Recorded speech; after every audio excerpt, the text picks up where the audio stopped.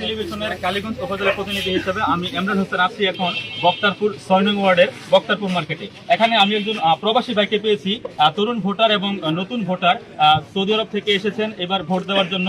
তার কি আজকের অনুভূতি কি আমরা সেটা শুনবো।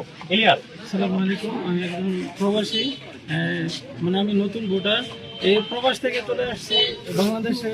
যে নির্বাচনী একটা যে আমেজ, এটা মাতৃ করার জন্য, উপভোগ করার জন্য আমার কাছে মনে হয় সার্থক। কারণ যেই পরিবেশ দেখতেছি, আমি সার্থক। কারণ